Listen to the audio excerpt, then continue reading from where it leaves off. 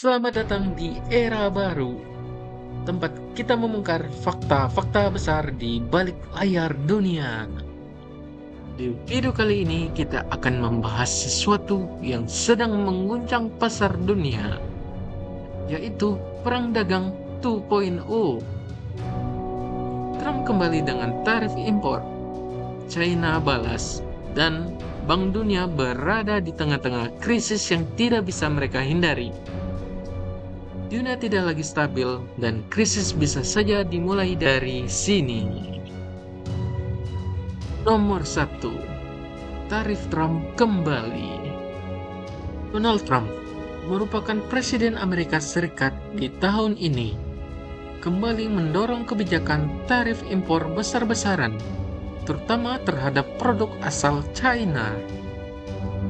Tarif ini bisa mencapai 60% terhadap produk Tiongkok, khususnya di sektor mobil listrik, solar panel, hingga teknologi.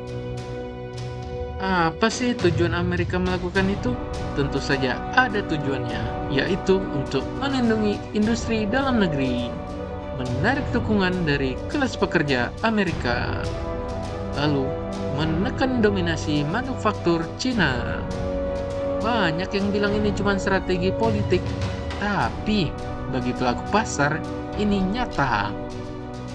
Tarif seperti ini bisa memperlambat perdagangan global dan memicu inflasi baru. Nomor 2. Balasan China. China tentu saja tidak tinggal diam. Beijing mulai menyusun tarif balasan dan memperluas kerjasama dagang dengan Global South dan BRICS.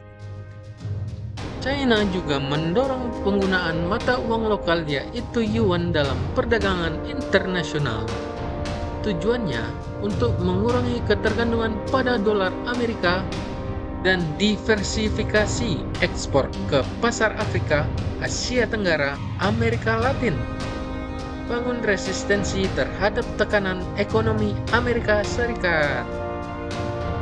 Dulu, China hanya diam dan menahan diri. Sekarang mereka lebih agresif. Mereka sadar ini bukan hanya perang ekonomi, melainkan ini soal masa depan hegemoninya. Nomor 3. The Fed dalam tekanan. Kenaikan tarif sama dengan kenaikan barang impor yang berujung inflasi.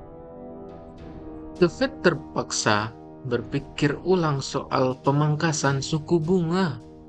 Dilemanya, kalau suku bunga ditahan tinggi, pasar dan properti akan ambruk. Dan kalau dipangkas, inflasi bisa kembali melonjak. The Fed seolah terjebak dalam pusaran kebijakan luar negeri. Kebijakan tarif memancing inflasi, dan The Fed harus memadamkan api yang bukan mereka nyalakan. Nomor 4. Market global terguncang. Market saham global merah. Saham-saham global terkoreksi karena kekhawatiran margin profit perusahaan manufacturing.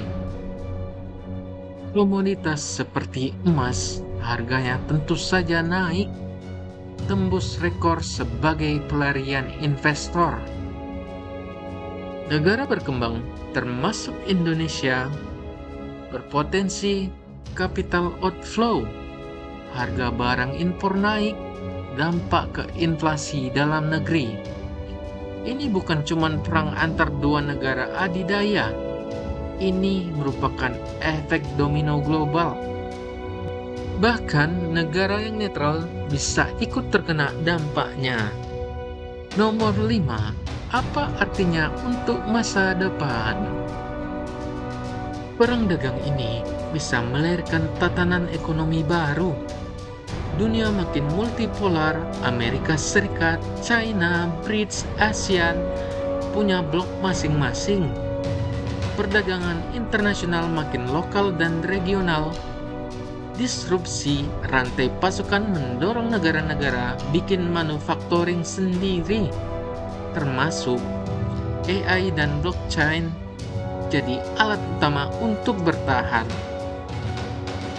perang dagang hari ini bisa jadi pembuka untuk perang teknologi dan ekonomi jangka panjang. Dunia sedang berubah dan kita tidak boleh hanya jadi penonton. Nah, dunia memang tidak lagi sama. Perang dagang 2.0 ini bukan hanya soal angka dan statistik, tapi tentang arah masa depan global. Jangan cuma ikut arus, kita juga harus pahami pergerakannya. Subscribe Era Baru, karena yang terjadi hari ini menentukan nasib besok. Era baru bukan hanya sekedar tahu, tapi paham.